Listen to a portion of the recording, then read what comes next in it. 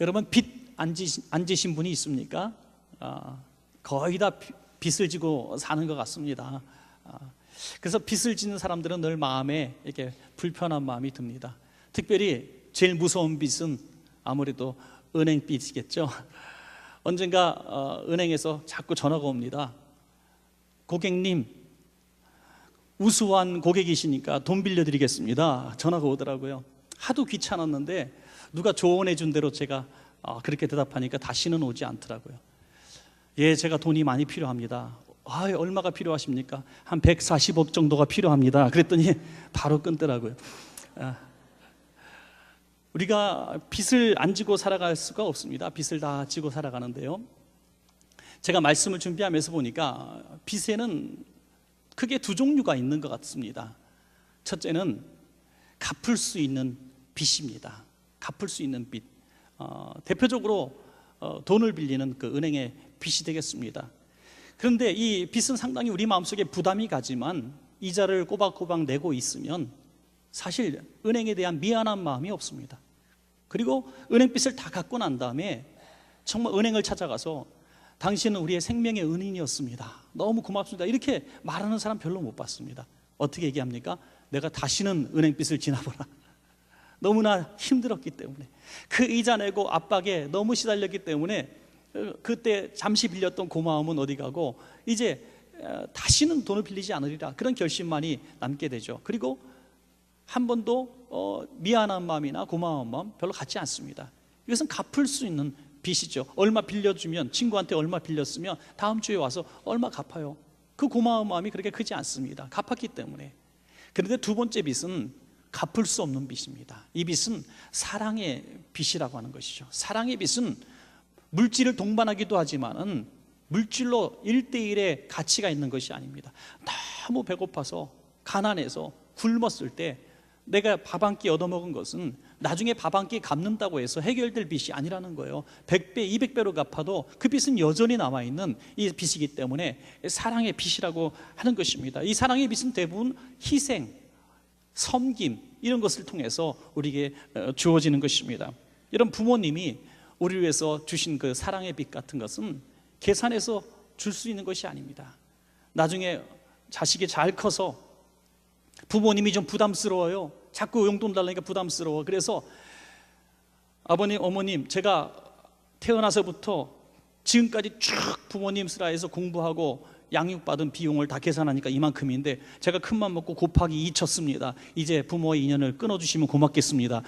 이렇게 할 수가 있는 거냐 이거죠. 그렇게 할 수가 없는 거죠. 그 사랑의 빚, 섬김의 빚은, 또 생명의 빚이라고 하는 것은 물질로 갚을 수 있는 것이 아니기 때문입니다. 많은 분들이 아시는 예화일 수도 있습니다만 제1차 세계대전 이후에 폴란드가 너무나 기아에 허덕일 때, 그때 폴란드의 수상이었던 파트레프스키 피아니스트죠. 유명한 피아니스트가 이제 유엔, 또 미국을 주축으로 한 유엔의 그 식량 원조를 요청했을 때 식량 원조 국장이 아주 흔쾌하게 자기 막 백방으로 자기가 또 노력해서 이거 잘 성사되도록 했습니다. 너무나 고마운 마음을 갖게 되죠. 그가 이후에 31대 대통령이 된 후보였습니다. 국장이었습니다. 그들의 아주 오래전의 이야기가 바로 오늘의 이런 사랑의 결실을 맺게 된 것입니다. 아주 오래전에 이 후보가 스탠포드 대학의 재학 시절에 역시 가난해서 학비를 마련하기 위해서 친구와 함께 음악회를 엽니다. 참 그때도 똑똑한 친구들인 것 같아요. 음악회를 열어가지고 학생들에게 표를 팔아서 이제 출연자 이제 개런티 주고 자기가 남은 곳으로 학비를 하려고 한 거죠. 그래서 폴란드의 당대의 가장 유명한 피아니스트 중에 한 사람인 파트레프스키를 초청한 거예요. 그런데 흥행에 완전히 실패를 해야 합니다. 실패를 해서 이 개런티 2,000불을 주기로 한 2,000불도 제대로 못 주고 1,600불, 총 수입이 1,600불이었기 때문에 400불을 주겠다는 이제 약정서를 써서 같이 주게 됩니다. 이 피아노 거장이 가만히 보니까 이 맹랑한 두 대학생이 큰 사고를 저지른 것 같거든요. 이 행사를 마련하기 위해서 진 빚들이 이 친구들에게 있는 것을 보게 됩니다. 그래서 그 약정서를 본 앞에서 찢어버립니다. 토끼 눈을 하고 놀란 그 청년들에게 자기가 받은 1,600불마저 돌려주는 것이죠. 여러분, 그 당시에 1,600불은 어마어마한 돈입니다. 그걸 돌려주면서 자네들 학비에 보태게 하고 소리 없이 사라집니다. 그 먼 거리에서 와서 그 수고를 했음에도 불구하고 자기 비용으로 다 처리하는 것이죠. 바로 그 대학생 중에 한 사람이 후보였고 나중에 미국의 31대 대통령이 되어서 폴란드를, 수상이 된 파트레프스키의 폴란드를 도와주는 일을 기쁘게 감당했다고 하는 것입니다. 여러분, 이런 사랑의 빛에 대한 아주 좋은 예화로 오늘도 이야기할 수 있는 것입니다. 그런데 여러분, 우리가 살아가면서 얼마나 우리가 간사한지요. 얼마나 간사한지요. 우리가 빨리 갚아야 되는 이런 정말 갚으면 해결되는 이런 빚보다 사랑의 빚에 더 관심을 갖고 더 우리가 갚아야 되는데 우리는 그렇지 못하다 하는 거예요. 여러분, 생각해 봅시다. 내 아주 정말 친한 친구한테 돈을 빌렸어요. 그리고 은행에 똑같은 돈을 빌렸습니다. 친구가 정말 급한 사정이 있어서 그 돈이 필요한 거 알아요. 그런데 우리는 어느 빚부터 갚습니까? 은행 빚부터 갚는 거예요. 우리의 이기심인 거예요. 왜? 우리는 갚을 수 있는 빚을 먼저 갚는 거예요. 친구의 그 사랑의 희생의 빚을 우리는 먼저 생각해야 우리 인생이 제대로 된 인생이 될 텐데 우리는 그렇지 못하다는 거예요. 그래서 효도도 나중에 하자 하는 거죠. 여보, 당신 너무너무 수고했는데 내가 애들 시집장가 다 보내고 해외여행 시켜주고 내가 호강시켜줄게, 이런 약속만 남발하지 정말 가장 먼저 갚아야 될 사랑의 빚의 대상자들이 옆에 있는데 우리는 자꾸 미루고 나중에 갚아야 되는, 갚을 수 있는 빚에 우리가 또 매진하며 사는 어리석은 인생들이 되고 있는 것입니다. 여러분, 사랑의 빚이 우리가 가장 먼저 갚아야 될 빚인 것을 믿으시기 바랍니다. 고맙다는 말 한마디, 또 우리가 베풀 수 있는 따뜻한 식사 한 끼, 우리가 지금 당장 할 수 있는 그런 빚 갚는 일들이 얼마나 우리에게 소중한 일인지 알 수가 없습니다. 여러분, 본래 이 사도 바울은 사울이라고 하는 이름을 먼저 가지고 있었다는 거 잘 아십니다. 물론 히브리식 이름과 헬라식 이름의 차이가 있기도 합니다만 이 사울이라고 하는 이름은 구하다, 하나님께 구하다라는 뜻을 가지고 있어요. 그 이름의 뜻대로 그는 늘 자기의 욕심을 채우는 이런 바램을 가지고 살아갑니다. 많은 것들을 가지고 있었지만 계속해서 공로를 쌓으려고 했습니다. 더 노력하고 더 복을 받으려고, 하나님 나 이 정도면 복 받을 인물이지 하면서 하나님께 구했던 것이죠. 그래서 예수 믿는 사람들을 잡아 죽이는 것이 하나님의 영광을 위해서 일하는 것인 것처럼 착각하고 다메섹으로 가게 되는 것입니다. 그러나 다메섹 도상에서 부활하신 주님을 만나는 순간 그는 무엇을 깨닫습니까? 자기가 사울이 돼서는 안 된다는 걸 깨닫는 거예요. 나는 구할 자격이 없다는 거예요. 그래서 헬라식 이름인, 이방인의 이름인 바울이라고 하는 이름을 선택합니다. 작은 자, 낮은 자, 아무것도 구할 수 없는 비천한 자라는 것입니다. 내가 당당하게 하나님 앞에 이것 주세요 저것 주세요 할 수 있는 수준의 사람인 줄 알았는데 주님을 만나고 보니까 나는 갚아도 갚을 수 없는 어마어마한 사랑의 빚을 진 사람인 것을 깨달았기 때문에 자신을 주님 앞에 드리는 종으로 바치게 되는 것입니다. 오늘 본문 로마서를 우리가 쓰면서 로마서 1장 1절에서 바울은 자신의 정체를 이렇게 밝히고 있습니다. 예수 그리스도의 종 바울은 사도로 부르심을 받아 하나님의 복음을 위하여 택정함을 입었으니, 예수 그리스도의 종 바울은, 나는 예수님의 종입니다. 여러분, 당시의 종이 뭡니까? 노예예요. 물건 취급받는 노예입니다. 우리가 영화나 이런 데서 보면은 그런 얘기 있습니다. 생명의 구원을 받아요. 이제 죽을 수밖에 없는데 구제를 해줬어요. 그러면 무릎을 탁 꿇고 어떻게 얘기합니까? 보스, 나는 이제 내 생명은 당신의 것입니다. 아주 조폭들의 세계에서도 그런 거 있더만요. 나는 이제 당신의 것입니다. 저를 마음대로 부리십시오. 스스로 종이 되는 겁니다. 자유를 줬는데 스스로 종이 되는 것입니다. 바울은 이것을 깨달은 거예요. 내가 구하는 자격이 있다고 생각했던, 마땅히 구할 수 있었던 그런 자기가 자격이 있다고 생각했던 사람에서 부활하신 주님을 만나니 빚 갚아도 부족한 자기의 인생을 발서 내 몸을 드립니다. 내 몸을 그냥 제물로 드립니다. 받아주소서, 이런 태도로 돌변하게 된 것이죠. 저는 예수님을 진정으로 만난 성도와 그냥 교회만 다니는 사람의 중요한 삶의 변화가 여기서 있다고 짐작하게 됩니다. 사울에서 바울로 넘어가는 거예요. 내가 이 정도면 착하게 사는 사람이야, 나 정도면 그래도 교회에서 꽤 중요한 인물이야. 하나님, 내가 이렇게 이 정도 충성했으면, 내가 이만큼 봉사했으면 하나님 마땅히 내게 이런 복을 주셔야 되는 거 아닙니까?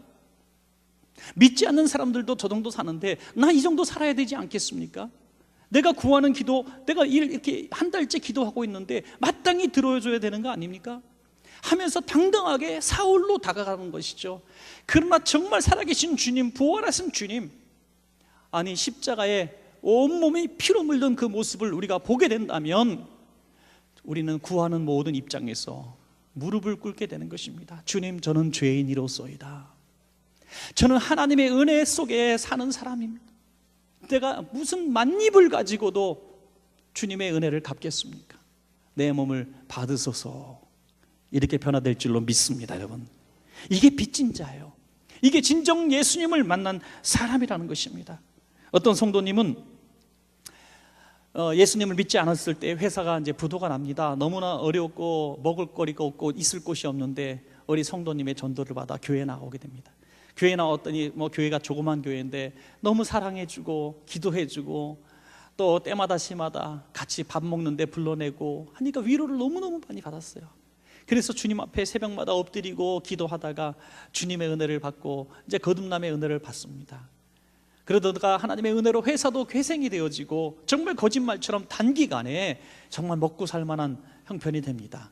그러니 얼마나 고맙습니까? 개척교회니까 내가 이것도 해야지 저것도 해야지, 교회에 필요하다는 거 에어컨도 사다 놓고, 교회에 승합차 없다 그러니까 승합차도 사다 놓고 막 열심히, 목사님 저 필요한 거 있으면 저 불러주세요, 목사님 필요한 거 있으면 제가 살게요. 너무나 잘 대접하고 잘 내고 해서 목사님이 가는 곳마다 자랑하게 돼요. 외부 강사 오면 이분이 밥을 다 삽니다. 그러던 어느 날 이 집사님의 마음속에 슬슬 시험이 들어가는 거예요. 야, 우리 교회는 사람이 나밖에 없나?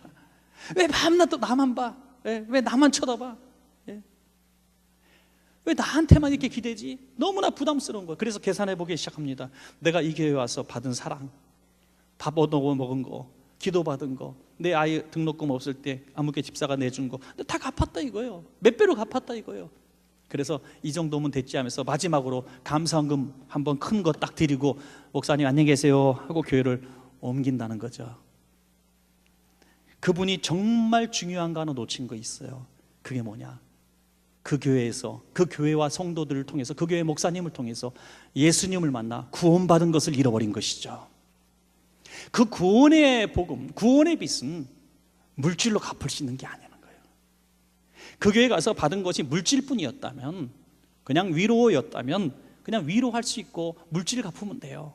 그러나 그것에서 주님을 만났다면 주님 만난 은혜는 정말 어디서도 무엇으로도 갚을 수 없는 큰 은혜인 것입니다. 여러분, 우리는 살아가면서 빚진 자로 살아가면서 빚을 갚기 위해서 몸부림쳐야 하나님께서 기뻐하시는 성도인 줄로 믿습니다, 여러분. 그래서 우리는 빚을 갚아야 되는데, 여러분 공감하신다면 오늘 이 시간에 두 가지, 우리가 빚진 자로 살아가는 방법, 빚을 갚아가는 방법이 두 가지가 있습니다. 그 두 가지를 잘 기억하며 사시기를 주의 이름으로 부탁합니다. 첫째로, 우리는 하나님께 진 사랑의 빚을 갚아야 합니다. 하나님은 이 땅에 독생자 예수 그리스도를 보내셔서 우리 대신 십자가에서 죽게 하셨습니다. 대속의 빚, 우리 위해서 죽으신 빚, 이것은 어떻게 돈으로 환산할 수가 없는 거죠. 예수님의 죽으심, 그 죽으심을 통해서 우리가 구원을 받았기 때문에 이 사랑의 빚을 우리가 갚아야 하는 것입니다. 그런데 여러분, 제가 한번 생각해 봤어요. 야, 예수님이 우리를 위해서 대신 죽으셨어요. 십자가에 달려 죽으셨어요. 그러면 그 사랑의 빚을 우리는 분명히 갚아야 돼요. 어떻게든 갚아야 돼요. 그래서 성경은 어떻게 말씀하고 있는가? 내가 너를 위해서 대신 죽었으니 너는 어떻게 해라. 이 빚을 갚아라. 내가 너에게 이렇게 이 귀한 것들을 너에게 베풀었으니 너는 이렇게 보답해라 하는 말씀이 있는가? 찾아봤습니다. 찾아봤는데 제가 참 많은 시간을 여기에 할애했어요. 제가 준비했던 설교들, 지금까지 과거에 했던 설교들 정말 수십 편에서 100편 넘게 바라본 것 같아요. 많은 자료를 찾아봤는데 결국에 하나님의 본심이 무엇이냐면 우리가 잘 사는 것이 갚는 길이더라고요. 믿으십니까, 여러분? 내가 널 위해서 대신 십자가에 못 박혀 죽였으니 너희도 나를 따라 십자가를 지고 죽어라. 여러분, 이 말씀이 본심이 아니에요. 여러분, 주님께서 나를 따르는 자는 자기 십자가를 지고 나를 쫓을 것이니라고 말씀하신 그 부분이 뭡니까? 그러한 자세로 살아가라는 것이지 예수 믿은 사람 십자가 지고 죽으라는 게 아니에요. 만약에 그 말이 진리라면 우리가 예수 그리스도를 믿기로 서원한 그날, 예수를 만난 그날 우리 십자가 형틀에서 다 죽어야 돼요. 육신이 못 박히고 죽어야 되는 거예요. 그런데 다 우리 멀쩡히 지금 살아있잖아요.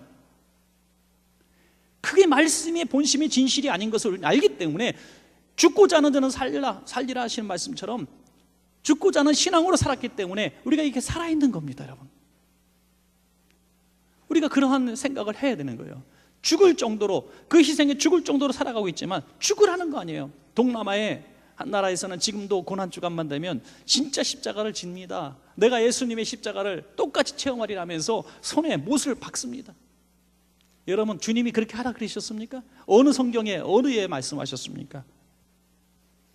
어느 부모님이 정말 힘들게 새벽부터 밤늦게까지 3-4개 직업을 하고 아르바이트를 하면서 손에 진물이 나도록, 또 어머니가 저기 식당 전전긍긍하며 남의 집에서 그냥 품을 팔고 설거지하고 청소해가지고 죽도록 고생해갖고 자식 키운 다음에, 야, 이렇게 우리가 죽도록 고생했으니까 너는 갚아야 돼, 너는 갚아야 돼 하면서 월급 통장 들어올 때마다 딱딱 띄어서 엄마가 챙겨가는 이런 분이 어디 있습니까? 부모의 소원은 내가 이렇게 고생해서 널 키웠으니까 너 제발 좀 잘 살아야 돼. 부모처럼 고생하지 말고 넌 정말 잘 살아야 돼. 이게 부모 소원 아니겠습니까? 주님이 말씀하십니다. 내가 가난하게 된 것은 너희를 부유하게 하려 하심이라. 내가 채찍에 맞은 것은 너희로 나음을 입게 하려 하심이라. 주님이 그렇게 말씀하시는 거예요. 그러니까 우리가 구원의 복을 누리며 살아야 될 줄로 믿습니다. 이것이 은혜, 이것이 갚는 거예요. 그래서 한번 생각해 봤어요. 그러면 주님께서 원하시는 잘 사는 삶이 뭔가, 우리 행복이 뭔가 생각해 보니까 데살로니가전서 5장 16절부터 18절 말씀이 제 눈에 들어왔습니다. 항상 기뻐하라, 쉬지 말고 기도하라, 범사에 감사하라. 이것이 그리스도 예수 안에서 너희를 향하신 하나님의 뜻이니라. 아멘. 이렇게 살면 주님이 기쁨을 누린다는 거예요. 보람을 느낀다는 거예요. 야, 내가 너희를 위해서 십자가 지기를 정말 잘했구나. 내 희생에 가치가 있구나. 주님이 기뻐하신다는 겁니다. 그래서 여러분, 무엇보다 내가 예수의 십자가의 피로 구원받은 것이 기쁨이 되시기를 축원합니다. 기뻐해야 된다는 거예요. 여러분, 기쁘십니까? 제가 진짜 꼭 한번 말로만이 아니라 해볼 텐데요. 언젠가 될지 모르겠지만, 교회 들어올 때 입구에 거울 하나 달고 나갈 때 거울 하나 딱 달아가지고 들어올 때 얼굴 착 사진 찍어갖고 또 나갈 때 얼굴 사진 딱 찍어서 두 면에 딱 사진 나오게, 그리고 10,000원씩 받고 팔까 생각 중인데, 무슨 얘기를 하냐면 한 주간 동안 세상에서 온갖 시름이, 온갖 고통이, 온통 불신의 세력들이 빼앗아가는 것은 기쁨입니다. 우리의 기쁨을 빼앗아가요. 여러분, 기쁨은 하나님께서 창조하신 것. 마귀는 우리에게 기쁨을 줄 수 없어요. 마귀가 항상 기뻐하라 이렇게 말씀하시는 마귀가 있습니까? 마귀는 우리에게 두려움을 줍니다. 우리에게 공포를 줍니다. 구타라 그래요. 점치라 그래요. 부적 사라 그래요. 안 그러면 죽는다 그래요. 안 그러면 물에 빠져 죽는다 그래요. 그러나 하나님은 불 가운데로 지날 때에도 기뻐하라, 물 가운데로 지날 때도 기뻐하라, 사막에서도 기뻐하라, 광야에서도 기뻐하라 말씀하시는 거예요. 왜? 기쁨은 하나님이 창조하신 거기 때문에 기뻐하라는 것입니다. 무엇보다 구원의 기쁨을 갖고 있는 우리들이 어떻게 세상에 쪼잔한 것 때문에 그 기쁨을 빼앗길 수가 있겠습니까? 여러분, 진정한 기쁨은 주님이 주시는 기쁨인 줄로 믿습니다. 빌립보서 4장 4절에 주 안에서 항상 기뻐하라, 내가 다시 말하노니 기뻐하라. 여러분, 오늘 예배를 통해서 기쁨이 회복 안 되면 어디서 기쁨이 회복되겠습니까? 정말 목회자의 소원이기도 하고 또 우리의 소원이기도 합니다. 우리가 예배드리고 난 다음에는 기쁨이 있어야 돼요. 예배드리고 나서 기쁨이 쫙 넘쳐서, 예배드리기 전에 시험이 있고 미움이 있고 다툼이 있었는데 예배드리고 난 다음에는 그 모든 미움과 원망, 다툼이 사라지고 얼굴이 그냥 천사의 얼굴이 되는 거예요. 그래서 다 용납이 되어져요. 왜? 예수님은 나 같은 자를 위해서 십자가까지 지셨는데, 그 기쁨이 있는데 내가 누구를 용서하지 못하겠고 누구를 품지 못하겠습니까? 그래서 예배의 기쁨은 세상이 줄 수 있는 기쁨과 전혀 다른 것입니다. 사랑하는 여러분, 우리 원천교회 성도님들은 예배 때 무엇보다 기쁨이 충만하시길 바랍니다. 그래서 원천교회 성도님 길거리 가다가 누군가 쳐다보고 웃고 있는 사람 보면은 둘 중에 하나, 머리에 꼭 꽂고 있는 여자든지 원천교회 성도든지 둘 중에 하나예요. 하여튼 주님 안에서 기쁨이 충만하시는 여러분 되시기를 축원합니다. 두 번째로 무엇입니까? 항상 쉬지 말고 기도하라. 기도하라. 기도하는 것이 주님이 기뻐하시는 거예요. 여러분, 왜 쉬지 말고 기도하는 것이 주님의 빚을 갚는 것인지 아십니까? 주님의 죽으심이 우리와의 소통을 열어주시기 위해서 죽으셨기 때문입니다. 예수님이 십자가를 지셨을 때 성소와 지성소 앞에 있었던 그 휘장이 찢어진 줄로 믿습니다. 여러분, 찢어졌어요. 그 휘장은 뭡니까? 아무나 들어올 수 없다는 거예요. 아무나 주님을 만날 수 없다는 거예요. 그런데 예수님의 죽으심으로 휘장이 찢어졌습니다. 예수님의 소원이에요. 내가 그것을 위해서 내 몸을 찢은 거예요. 왜? 우리가 아무 때나 하나님을 만나게 하시기 위해서 주님이 몸을 찢으신 겁니다. 그런데 그 문을 열어놨는데 기도하지 않으면 주님을 만날 수가 없는 거예요. 얼마나 억울합니까? 얼마나 분합니까, 여러분? 내가 그것을 위해서 죽었는데 왜 사용하지 않느냐? 왜 그 길을 열기 위해서 내가 죽었는데 왜 그 길을 걷지 않느냐 이거예요. 주님이 얼마나 답답하시겠습니까? 주님 돌아가신 거 너무 미안해요. 주님 너무 죄송해요. 날 위해 십자가 지신 거 너무 죄송해요. 주님 그런 기도 받고 원하시는 거 아니에요. 여러분, 고난 주간에 우리가 막 눈물 흘리면서 아파하는 거 주님 원하시지 않아요. 주님의 죽으심 때문에 내가 새 생명을 얻었습니다. 주님의 죽으심 때문에 내가 하나님을 만날 수 있습니다. 내가 천국의 보장을 받았습니다. 춤추며 찬양하기를 주님은 원하시는 줄로 믿습니다, 여러분. 그러니까 그 길을 가야 되는 거예요. 주님 만나는 길이 뭡니까? 기도인 줄로 믿습니다. 기도예요. 우리가 기도의 성공 실패는 바로 소통에 있습니다. 우리가 흔한 예로 기도합시다. 우리 예배 끝나고 한 2분 기도합시다 하면 쭉 하고 기도합니다. 기도하고 예수님 이름으로 기도합니다. 끝났어요. 그럼 그것은 끝이에요. 여러분, 그렇지 않습니다. 우리가 하나님 앞에 아랜다 하면은 주님의 음성을 들어야 될 줄로 믿습니다, 여러분. 우리가 흔히 그런 얘기가 있어요. 야, 저 사람은 정말 얘기가 안 돼. 대화가 안 돼. 그런 사람 옆에 있으면 한번 쳐다봐 주시고요. 하여튼 있어요. 저 사람 진짜 대화가 안 돼. 정말 대화가 안 돼. 말이 안 통해. 언어가 달라서가 아니잖아요. 말이 안 돼. 그런 이유를 제가 가만히 생각해 보니까 하나더라고요. 말이 안 되는 사람은 말하고 듣지 않는 사람이에요. 자기 말만 하고 듣지 않는 사람은 대화가 안 되는 사람. 대화가 되는 사람, 저 사람은 나하고 대화가 돼. 저 사람은 나하고 마음이 맞아. 두세 시간도 행복해하는 사람이 누구냐? 한마디 하고 듣고, 한마디 하고 듣고 하는 사람이에요. 그 사람은 대화가 되는 사람이고 금방 친구가 돼요. 그런데 듣지 않는 사람, 대화가 안 되는 사람, 친구가 될 수 없어요. 마음이 하나가 될 수 없고 열릴 수가 없어요. 여러분, 우리가 기도를 할 때도 하나님과 말이 안 통하게 기도하는 사람이 참 많다는 거예요. 대화가 안 된다는 거예요. 막 1시간 기도했어요. 주여 주여 주여 기도했어요. 그리고 하나님 이제 내가 알았어. 알았어. 메모하면서 이제 대답할 거 적으세요. 그러다가 이제 대답해 주시려고 딱 했는데 없어졌어. 예수님 안녕히 계세요. 다음 주 오게 가버렸단 말이에요. 대화가 안 되는 거예요. 기도는 대화하고 소통입니다. 이 길을 열시기 위해서 예수님 십자가를 지셨기 때문에 우리는 쉬지 말고 기도하면서 주님과 소통의 문을 활짝 열어서 주님을 만나야 되는 것입니다. 여러분, 기도하지 않은 이유가 뭔가? 기도를 잃어버린 거예요. 여러분, 처음 신앙생활을 할 때에 많은 성도님들이 기도를 통해서 주님을 만납니다. 주님의 음성을 듣습니다. 저는 그것을 정말 에베소 교회의 성도의 모습에서 볼 수 있어요. 에베소 교회는 하나님을 제대로 만난 사람이에요. 열심히 일하는 사람이에요. 또 지역에서 소문난 교회예요. 요즘에 정말 현대교회 큰 교회들처럼 안 하는 일이 없는 거예요. 구제도 하고 선교도 하고 봉사도 하고 또 주변에 뭐 교육 프로그램도 하고 정말 교회가 너무너무 많은 다양한 일들을 하고 칭찬받는 교회예요.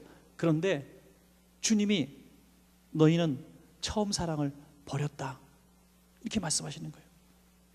여러분, 우리 교회도 그런 말을 들을 수가 있어요. 하나님으로부터. 교회가 칭찬드릴 일들을 많이 해요.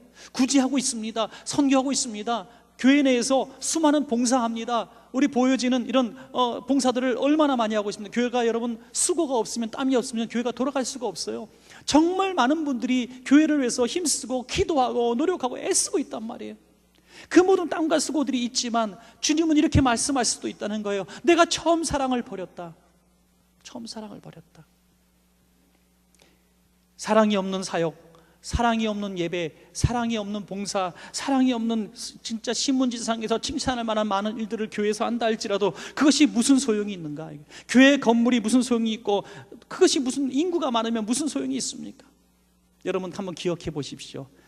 주님 앞에 오늘 기도하다가, 예배 중에 기도하다가, 말씀 듣다가, 또 우리 동성기도 시간에 기도하다가 주님과의 소통의 문이 탁 열려가지고 주님이 지금 내 기도를 들으시는 것 같고, 주님이 내게 말씀하시는 것 같고, 나를 꼭 안아주시는 것 같고, 피 묻은 손으로 나를 안아주시면서 지난 주간 힘들었지, 잘 왔다 사랑한다 내 딸아, 사랑한다 내 아들아, 이렇게 안아주시는 것을 여러분 경험할 수 있는 그 경험들이 과연 언제의 추억입니까? 만약에 오랜 추억이었다면 그것은 처음 사랑을 잃어버린 거예요. 요한계시록 2장 5절에 그러므로 어디서 떨어졌는지를 생각하고 회개하여 처음 행위를 가지라. 만일 그리하지 아니하고 회개하지 아니하면 내가 내게 가서 내 촛대를 그 자리에서 옮기리라. 여러분, 그래서 기도가 큰 데시발이 높은 기도가 아니라 하나님과 소통의 기도가 있는 교회가 진짜 교회고 진짜 성도입니다. 사랑하는 여러분, 기도에 막힌 문들을 다시 여시기 바라요. 주님의 음성을 좀 듣길 바랍니다. 주님과의 그 사랑, 속삭였던 그 첫사랑, 주님 저 왔습니다 하면 주님이 왔느냐 하는 그런 감정을 느꼈던 첫신앙, 그 첫신앙을 회복해야 됩니다. 그럴 때 우리가 그 구원의 문을 열어주신 주님의 은혜에 빚을 갚는 삶이 될 줄로 믿습니다. 여러분, 또 감사가 뭡니까? 감사는 은혜에서 유래되었어요. 은혜, 유카리스트, 은혜입니다. 은혜를 아는 사람이 감사할 수 있는 거예요. 은혜를 모르니까 감사. 여러분, 10명의 나병 환자가 있었지만 1명만 돌아왔어요. 그 9은 어디 있느냐 말씀하셨어요. 그 9은 낫지만 하나님의 은혜로 여기지 않았어요. 낫지만 하나님의 은혜로 여기지 않았어요. 여러분, 그리스도인의 정말 하나님이 기뻐하시는 그리스도인의 삶의 모습은 모든 것이 주님의 은혜입니다라는 성도의 삶입니다. 내가 이 자리에 있는 것도 주님의 은혜입니다. 내가 정말 하나님 앞에 이렇게 정말 불충한 삶을 살아도 하나님이 나를 이 자리에 불러주시고 미래를 주신 그것이 오직 하나님의 은혜입니다. 이렇게 생각하는 사람이 바로 감사하는 삶인 것입니다. 감사헌금 좀 얼마 드리고 내가 하나님 앞에 감사를 표했다? 그게 아니에요. 내 삶 전체가 하나님의 은혜 속에 있다는 것을 느끼고, 하나님 감사합니다, 눈물로도 힘으로도 내 열심으로도 다 갚을 수 없는 이 은혜 어떻게 갚겠습니까? 주님 고맙습니다 하면서 머리를 숙일 줄 아는 그 모습이 주님의 빚을 갚는 모습일 줄로 믿습니다. 주님이 가난하십니까? 주님이 얼마의 돈 때문에 우리를 차별하시는 하나님이십니까? 우리에게 신분 때문에 하나님이 우리를 차별하시는 하나님이십니까? 세상 어디 천지만물에도 고관대작이 되고 돈이 많은 사람, 명예 있는 사람, 유명한 사람은 환영하고 칭찬을 받겠지만 하나님은 그러시는 분이 아니에요. 하나님은 과부의 두 렙돈을 부자의 큰 물질보다도 귀하게 보시고, 드릴 것 없는 과부의 눈물을 진주보다 귀하게 여기시는 주님이신 줄로 믿습니다. 진정 중요한 것은 우리 하나님 앞에 감사하는, 진짜 감사하는 마음이에요. 이 감사로 봉사하시고, 감사로 헌신하시고, 감사로 충성하십시오. 감사로 예배하십시다. 그것이 빚을 갚는 방법이 될 줄로 믿습니다. 여러분, 마지막 두 번째로, 첫 번째는 하나님께 받은 이 빚을 우리가 잘 사는 삶으로 갚았다면, 두 번째 빚은 이웃에게 진 복음의 빚입니다. 복음의 빚은 이웃에게 갚아야 될 줄로 믿습니다. 왜요? 가만히 생각해 보십시오. 태어날 때부터 우리 발로 스스로 걸어와서 예배당에 오고 주님 영접하신 분들이 이 자리에 있으면 손들어 주시기 바랍니다. 태어날 때부터 나는 예수 믿기로 역사적 사명을 띠고 이 땅에 태어났다 하고 교회 나오신 분이 있느냐 이거예요? 아닙니다. 정말 하나님의 은혜로 믿음 좋은 부모님을 만나 어릴 때부터 모태신앙이었다면 축복 중에 축복이에요. 그러나 제가 만나는 우리 교회 성도님만 봐도 모태신앙으로 주님 만난 성도는요, 정말 손가락 안에 꼽을 정도로 적습니다. 오히려 수많은 성도님들이 그 홀로 믿는 신앙을 가질 때가 참 많았어요. 어머님의 피눈물 나는 기도 때문에, 친구의 그런 헌신 때문에, 누군가의 피눈물난 기도 때문에 우리가 예수님을 믿게 된 거예요. 여러분 가만히 생각해 보십시오. 지금 여기서 예배하고 그리스도인이 되고 구원의 기쁨을 안고 살아가는 우리들의 모습이 우리들의 공로와 노력이 아니라 그 누군가의 희생과 섬김과 여러분들을 위한 눈물의 기도가 있었기 때문인 줄로 믿으시기 바랍니다. 누군가 기도한 거예요. 한 번은 어떤 성도님이 앉았는데 계속 울어요. 왜 울어 봤더니 옆에 안 보이던 남편이 앉아있네요. 30년 놓고 기도한 남편이 드디어 교회에 나왔어. 그 예배가 아니에요. 그냥 울어 통곡이야. 내가 온 게 그렇게 좋아? 그렇게 좋아. 그렇게 좋아. 혹시 여기 계시던 분들 중에 아내가 교회 나간다고 머리채 휘 잡았던 분이 혹시 이 자리에 있습니까? 어떻게 이 자리에 오게 됐습니까? 머리채에 휘 잡히면서도 참으며 눈물로 여러분을 위해서 기도했기 때문에 이 자리에 있는 겁니다. 왜요? 예수님께 빚 갚는 마음으로 그렇게 한 거예요. 한 번 어떤 성도님이, 우리 교회 성도님이 저에게 지난주에도 그런 말씀하시더라고요. 정말 어떤 성도님이 전도를 계속 하셔 귀찮아가지고 모질게 했대요. 모질게. 쟤 귀찮다고 왜 자꾸 나 전도하려고 그래. 너나 잘 믿으라고 그랬더니 그분이 뽀록 화를 내면서 그랬대요. 야, 생각해봐. 너 교회 나온다고 내가 좋은 게 뭐 있어? 내가 교회에서 뭐 선물을 받아, 돈을 받아. 내가 너 교회 나온다고 좋은 게 뭐 있어? 너 좋으라 그러는 거야. 내가 예수 믿어보니까 너무 좋아서 너 좋으라고 예수 믿으라 그런 거야. 그랬더니 그게 콱 마음에 박혀서 교회에 나와서 우리 원천교회 집사님이 되셨대요. 할렐루야. 굉장히 맞는 말이에요. 맞는 말이에요. 누군가를 통해서 우리는 분명히 복음을 들었습니다. 정말 흑암이 가득했던 이 땅, 미신과 우상에 사로잡힌 이 땅, 저 선교사님들이 이 땅에 와서 정말 그 수많은 희생을 하고 그 안락했던 자기의 모든 것들을 버리고 이 자리에 왔어. 멸시를 당해가며 박해를 받아가며 목숨을 잃어가며 자식들 다 죽어가며 희생했기 때문에 오늘 이 나라가 있는 줄로 믿습니다. 잃어버리면 안 되는 거예요. 고마워할 줄 알아야죠. 은혜를 모르면 짐승만도 못한 거 아니에요? 그러므로 우리도 은혜를 갚아야 되는데 누구에게 갚는가? 바로 이웃에게 갚아야 됩니다. 어떤 분이 그런 얘기를 하더라고요. 전도를 우리가 못하는 이유 중에 하나가 전도할 마음이 없어서가 아니라는 거예요. 전도할 마음은 있는데, 전도 대상자도 분명히 있는데 왜 전도를 못하느냐? 전도할 타이밍을 너무나 기다리고 있기 때문에. 완벽한 타이밍, 내가 요 타이밍에 예수 믿으라면 딱 예수 믿고 오케이 다음 주에 가자 이렇게 할 그 순간을 기다리다 보니까 세월 다 간다는 거죠. 그 타이밍은 오지 않습니다. 우리 인생에 오지 않아요. 전도는 타이밍이 아닙니다. 전도는 씨 뿌리듯이 그냥 뿌리는 것입니다. 전도할 기회를 기다리는 게 아니라 전도할 기회를 창조적으로 만드시는 여러분 되시길 바랍니다. 만들어야 되는 거예요. 그런 이유를 만드는 거예요. 그러려면 손에 비닐봉지에 과자 하나를 넣고 가야 되는 거죠. 뭔가 그가 원하는 선물을 담고 가야 되는 겁니다. 그래야 전도가 되는 것이죠. 전도는 빚을 갚는 거라 그랬어요. 빚을 갚는 겁니다. 내가 받은 빚이 너무 크기 때문에 내가 고마워서 갚는 거예요. 내가 전도했다고 해서 그 사람이 예수 믿고 나서 너무 당신 때문에 예수 믿었다고 고마워서 다달이 10만 원씩 붙여줍니까? 그게 아니잖아요. 하나님이 복을 주시는 겁니다. 하나님이. 야, 내가 널 위해서 십자가 지길 참 잘했구나. 그 빚을 너가 받은 그 복음의 빚, 그것을 갚는구나 하면서 주님께서 기뻐하시는 것입니다. 교회도 마찬가지고 개인도 마찬가지입니다. 우리가 갈 수 없는 곳에는 선교사를 파송하는 겁니다. 우리가 갈 수 있는 곳 만나는 사람에게는 우리가 선교사가 되는 것입니다. 할렐루야. 한 가지 얘기만 드리고 말씀을 맺을 텐데요.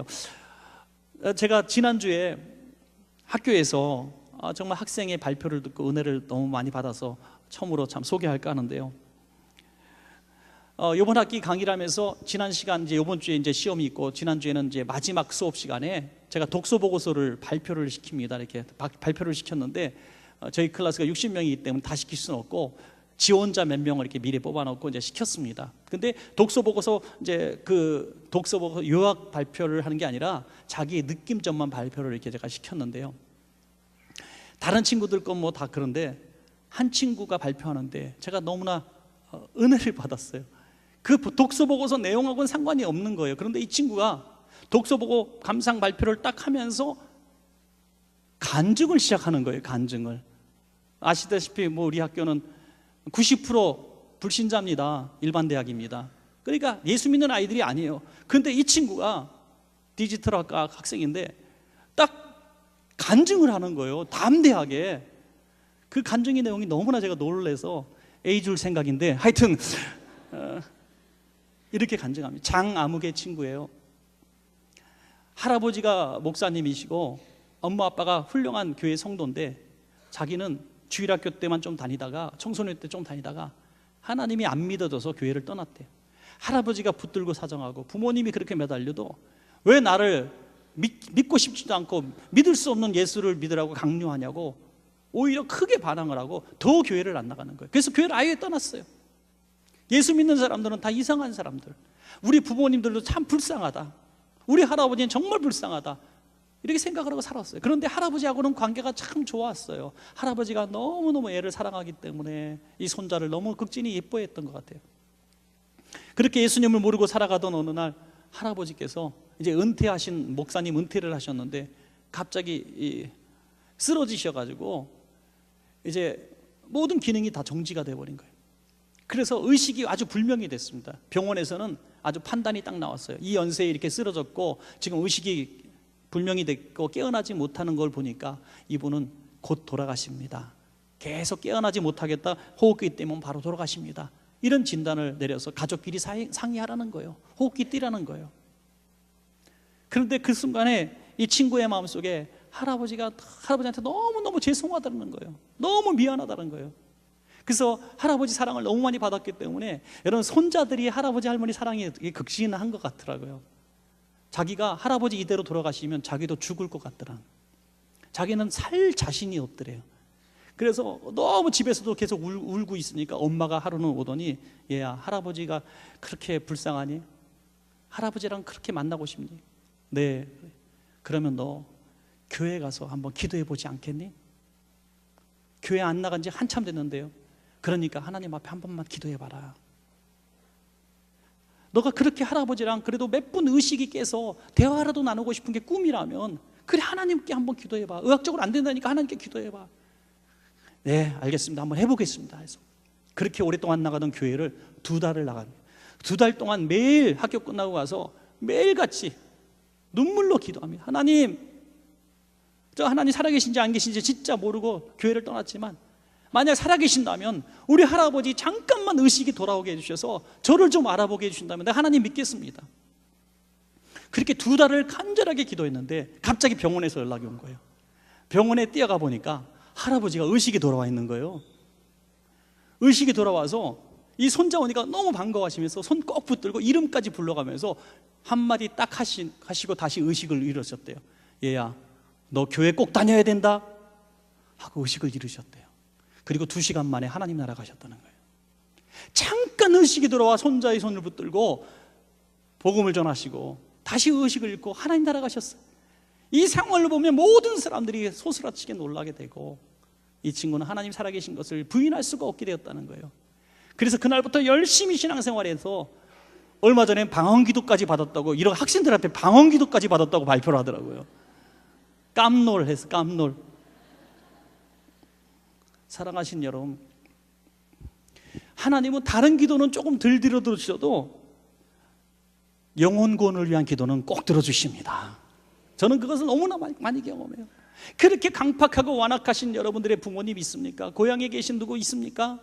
아유 우리 남편 있습니까? 우리 자식들 있습니까? 쟤는 안 돼. 10년째 기도했는데 안 돼. 30년 기도해도 안 돼. 나는 권사가 되고 장로님이 되고 목사가 되었는데도 내 가족도 구원 못했어. 정말 이거 내가 문제가 있는가 보다 이렇게 생각할지 모르겠지만 아닙니다. 여러분 계속 기도하십시오. 실망하지 말고 기도하십시오. 영혼 구원을 위해서 기도하는 그 기도는 마지막 임종 전에라도 꼭 주님을 영접하게 되어 있습니다. 하나님은 영혼 구원을 위해서 절대로 외면하지 않으세요. 포기하지 마십시오. 사랑하는 여러분, 말씀을 맺겠습니다. 우리는 모두 빚을 갚는 빚진 자입니다. 빚 갚으며 살아가야 됩니다. 평생 갚아도 갚을 수 없는 빚이 우리에게 있습니다.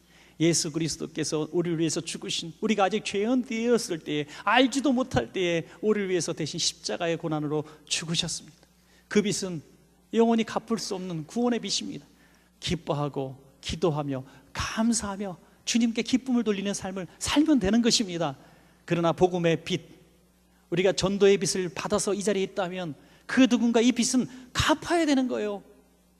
우리가 누군가의 입술을 통해서 예수를 영접했기 때문에 우리도 예수를 영접하도록 복음을 증거하고, 복음이 증거되지 못한 나라에는 선교사를 보내서라도 우리가 복음을 증거해야 되는 것입니다. 이것이 빚을 갚는 것입니다. 사랑하는 여러분, 이렇게 빚을 아름답게 갚아가시는 복 있는 삶 사시기를 간절히 축원합니다.